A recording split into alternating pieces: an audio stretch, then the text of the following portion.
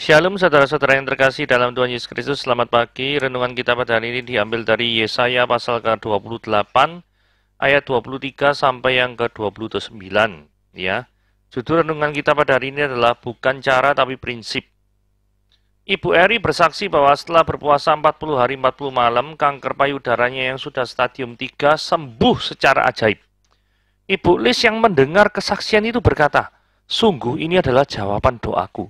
Rupanya Ibu Lis mengalami pergumulan yang sama, yakni menderita kanker payudara stadium 3. Dengan antusias dia berpuasa 40 hari 40 malam. Namun setelah lewat waktu yang ditetapkan, dia tidak mengalami kesembuhan. Pada akhirnya, Ibu Lis menjadi kecewa kepada Tuhan. Seperti Ibu Lis, banyak orang menjadi salah paham kepada Tuhan. Melihat seseorang disembuhkan dengan satu cara, mereka beramai-ramai mengadopsi cara yang sama. Begitu pula ketika melihat orang lain mencapai kesuksesan dengan satu cara. Tanpa berpikir panjang, mereka menerapkan cara yang sama, bisa ditebak. Begitu hasilnya berbeda, mereka akan pasti kecewa kepada Tuhan. Mereka lupa bahwa Tuhan adalah pribadi yang unik, kreatif, dan tak terduga. Jika cara Tuhan selalu sama, bagaimana dia dapat dikatakan unik dan kreatif? Dan jika cara yang Tuhan dapat diterapkan pada semua kasus yang sama, bagaimana kita bisa mengatakan bahwa jalan-jalannya sungguh tak terduga?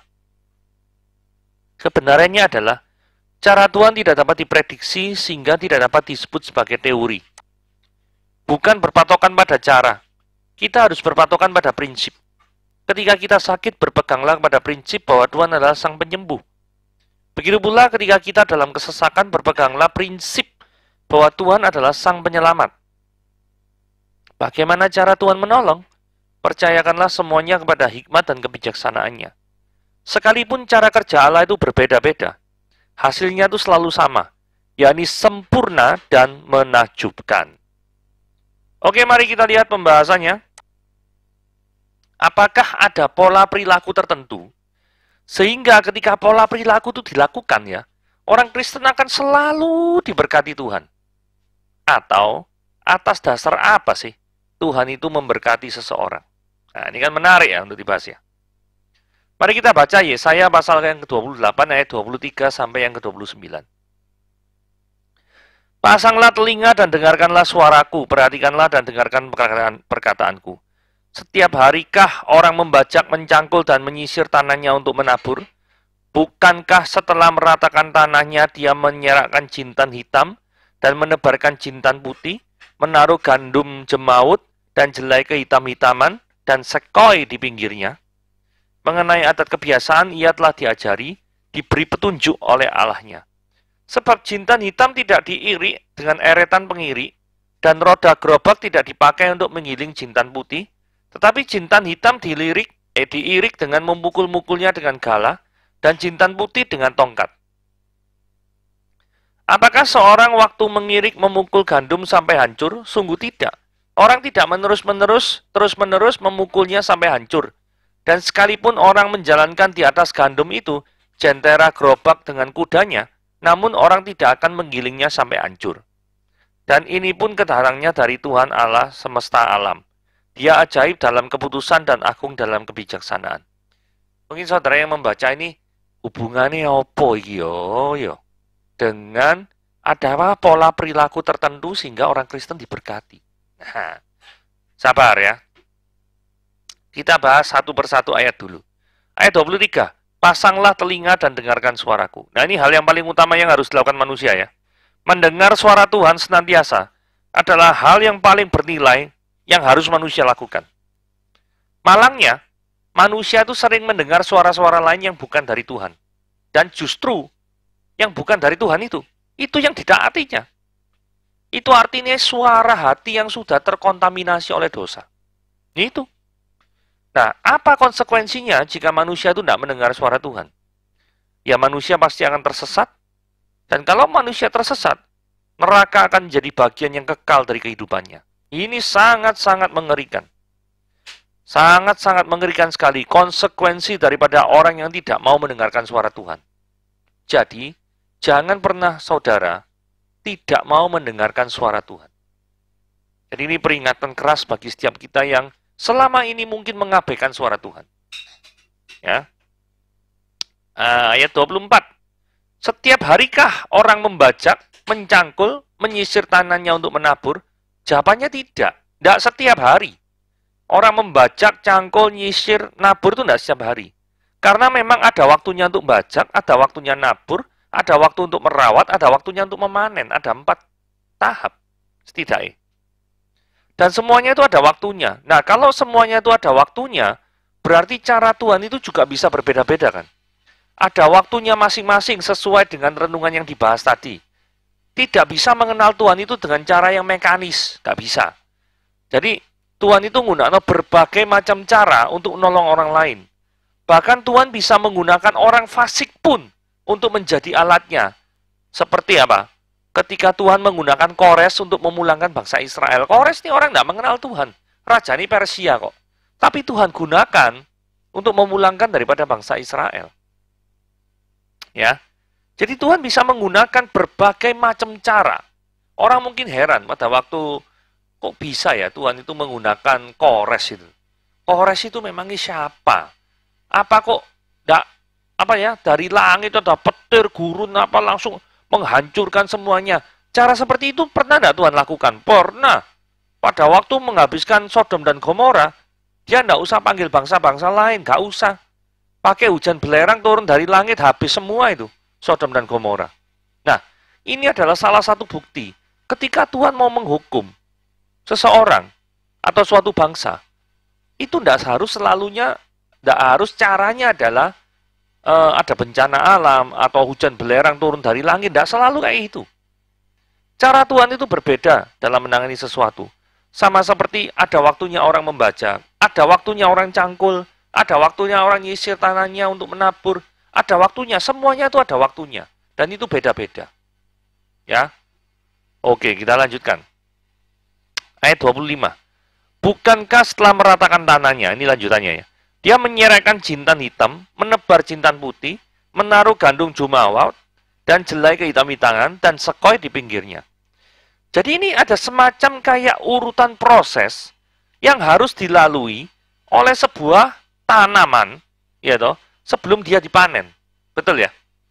Sebelum suatu biji tanah itu ditanam, maka tanahnya itu harus dibajak ya toh, digemburkan, dicangkul, terus kemudian ditanami, ya toh, disirami, mungkin seperti itu.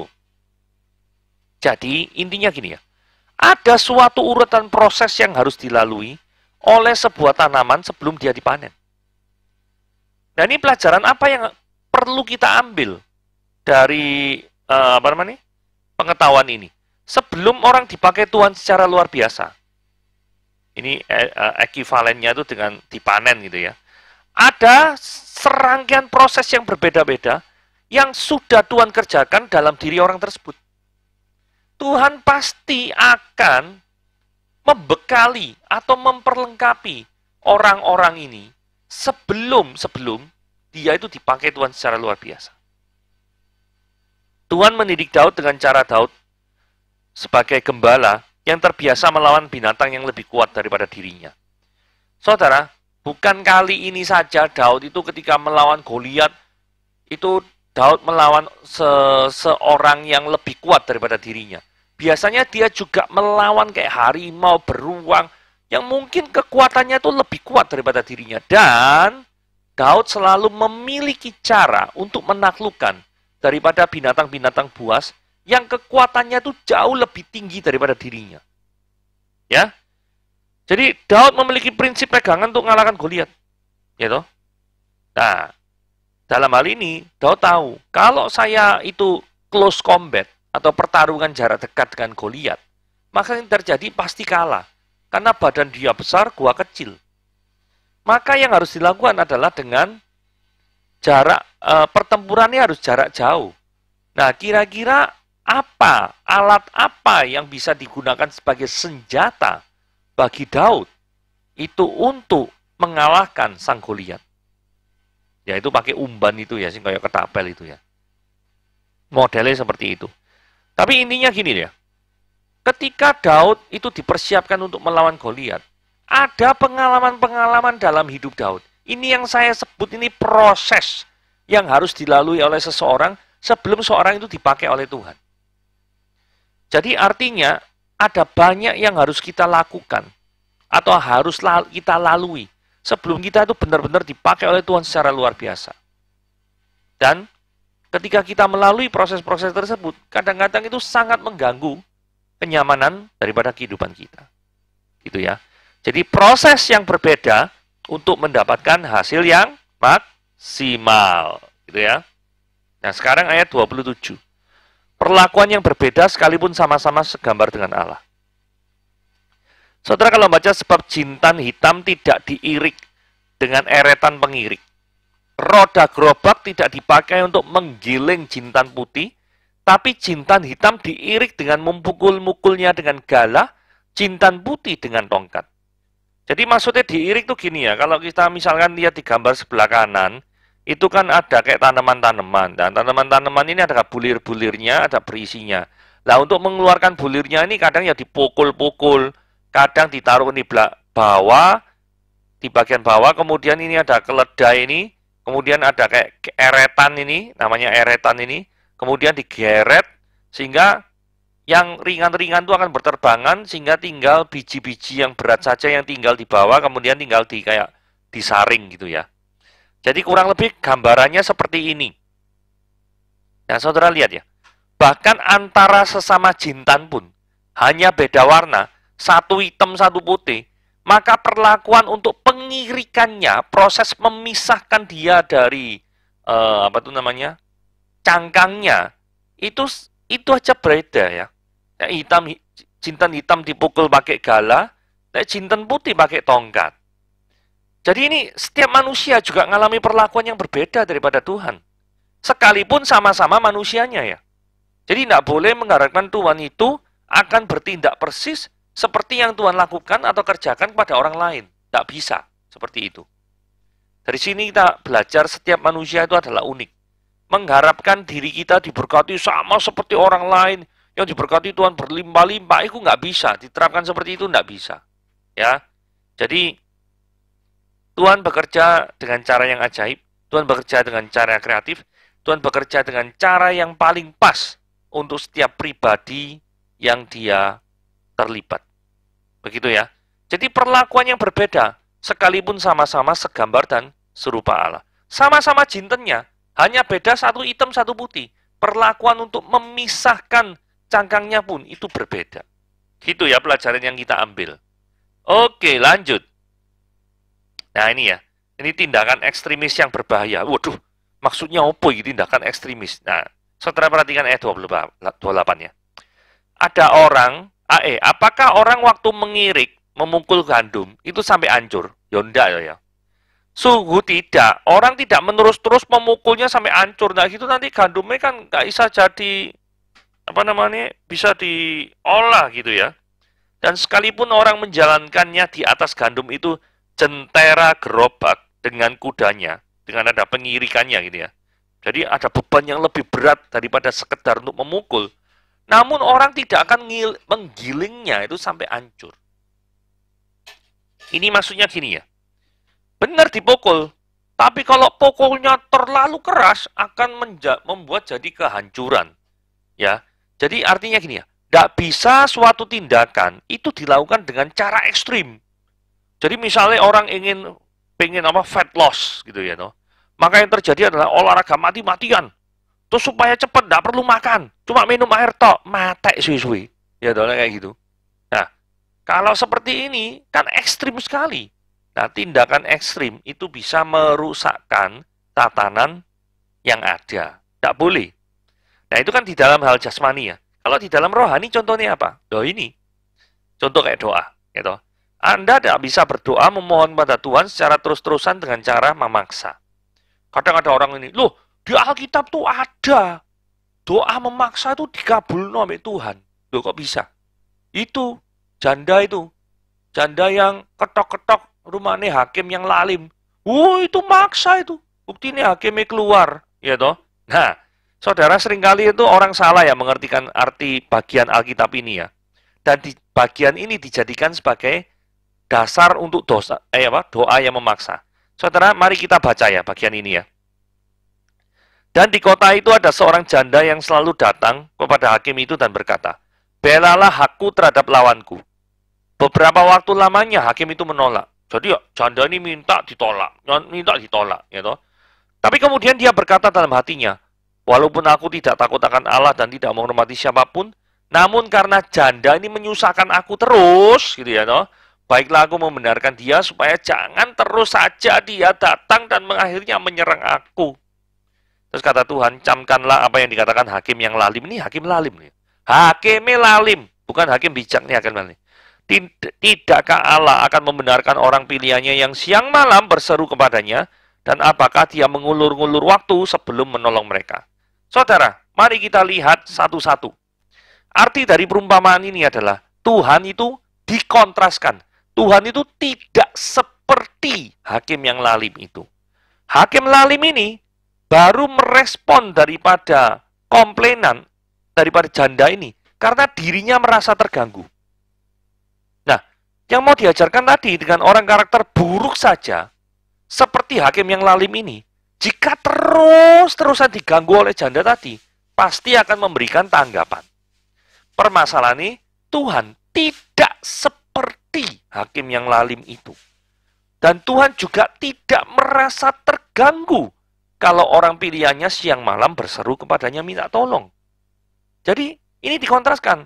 Kalau itu nolong karena terpaksa. Kalau Tuhan tolong karena memang Tuhan jawab. Karena Tuhan mengasihi kita. Dan ini perhatikan baik-baik ya. Berseru-seru siang malam. Seringkali orang cuma berhenti. Wah ini loh, berseru-seru siang malam kepada Tuhan. Ya benar. Tapi tujuannya itu minta tolong. Berseru-serunya itu minta tolong. Bukan berseru-seru, "Tuhan aku pengen ya, aku pengen dapat mobil, aku pengen dapat rumah lantai 5 gitu ya toh. Aku pengen dapat semua kayak gini. Itu namanya doa memaksa. Itu bukan doa minta tolong, tapi doa memaksa memuaskan hawa nafsu. Nah seringkali orang itu ketika memahami ayat ini, orang itu ngomong gini, "Loh ini Tuhan membenarkan orang-orang pilihannya yang berseru siang malam." Wes berhenti gitu tok. Nah, saudara perhatikan baik-baik. Dan adakah dia mengulur-ngulur waktu sebelum menolong mereka? Yang ditekankan di sini adalah ngulur-ngulur waktunya loh.